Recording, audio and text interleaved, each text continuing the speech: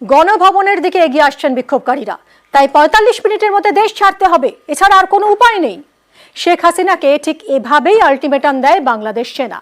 আর সেনার কথা মেনে নিতে হয় হাসিনাকে।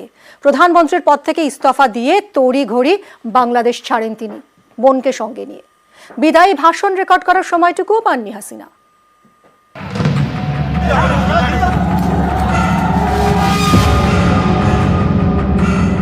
On 5th August, demonstrators converged in Dhaka despite the curfew after a meeting with leaders of the security establishment.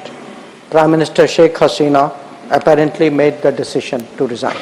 At very short notice, she requested approval to come for the moment to India. She arrived yesterday evening in Delhi. দেশ ছেড়ে দিল্লিতে শেখ হাসিনা বাংলাদেশের প্রধানমন্ত্রীর পদ থেকে ইস্তফা দিয়েই ভারতের উদ্দেশ্যে রওনা দেন। বোন রেহানাকে নিয়ে ঢাকা থেকে কপ্টারে কুর্মিটোলা সেনা ঘাঁটিতে পৌঁছন। সেখান থেকে বিমানে ত্রিপুরার আগরতলা হয়ে কলকাতা, ভারতের দুই শহরের আকাশে কয়েকবার চক্কর কেটে সোজা উত্তরপ্রদেশ, গাজিয়াবাদের হিন্ডন বিমানবন্দরে। বিক্ষোভের মুখে দেশ ছাড়তে হয় শেখ হাসিনাকে, তবে দেশ ছাড়ার বিন্দুমাত্র ইচ্ছে তার ছিল না। কিন্তু শেষ মুহূর্তে সিদ্ধান্ত বদল করতে হয় মুজিব কন্যাকে, কারণ সোমবার দুপুরে বাংলাদেশ সেনা হাসিনাকে আলটিমেটাম দিয়ে দেয় ৪৫ মিনিটের মধ্যে দেশ ছাড়তে হবে। সেই মতো শুরু হয় তোড়জোড়। বোন রেহানাকে নিয়ে দেশ ছাড়েন শেখ হাসিনা। জুন থেকে উত্তাল বাংলাদেশ। গত কয়েকদিনে হাসিনা বিরোধী বিক্ষোভ চরমে ওঠে। সোমবার মার্চ টু ঢাকার ডাক দেওয়া হয়। সকাল থেকেই ঢাকার বিভিন্ন জায়গায় জমায়েত বাড়তে শুরু করে। তড়িঘড়ি তখন বৈঠকে বসেন হাসিনা। ৩ সেনাবাহিনীর প্রধান এবং পুলিশের আইজিকে গণভবনে ডাকেন। তখনই তাকে ইস্তফা দিয়ে দেশ ছাড়ার কথা বলা হয়। হাসিনা রাজি ছিলেন না। বোন এবং ছেলে বোঝানোর পরে শেষমেশ সায় দেন। শেষ মুহূর্তে জাতির উদ্দেশ্যে ভাষণ রেকর্ড করতে চেয়েছিলেন, কিন্তু হাসিনাকে সেই সুযোগও দেয়নি সেনা। ঢাকার রাস্তায় তখন বিক্ষোভকারীদের জমায়েত বাড়ছে।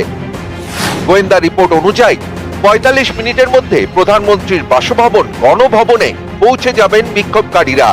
তাই সেনা জানিয়ে দেয় ৪৫ মিনিটের মধ্যেই ইস্তফা দিয়ে দেশ ছাড়তে হবে হাসিনাকে। প্রথমে রাজি না হলেও শেষমেশ প্রধানমন্ত্রীর চেয়ার ও দেশ ছাড়তে রাজি হতে হয় হাসিনাকে।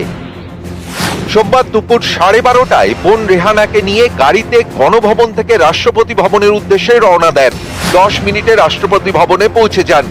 পৌনে ১টা নাগাদ রাষ্ট্রপতির কাছে ইস্তফাপত্র তুলে দেন প্রধানমন্ত্রী শেখ হাসিনা। এরপর দেশ ছাড়ার পালা। দুপুর ১:৩০টায় আকাশপথে ঢাকা থেকে কুর্মিটোলা সেনাঘাঁটি, সেখান থেকে ভারতের আগরতলা হয়ে কলকাতা, দুই শহরের আকাশে কয়েকবার চক্কর কেটে উত্তরপ্রদেশে গাজিয়াবাদের হিন্ডন বিমানবন্দরে। হাসিনার ঠিকানা এখন দিল্লি, তার বিমান ফিরে গিয়েছে ঢাকা। নিউজ 18 বাংলা।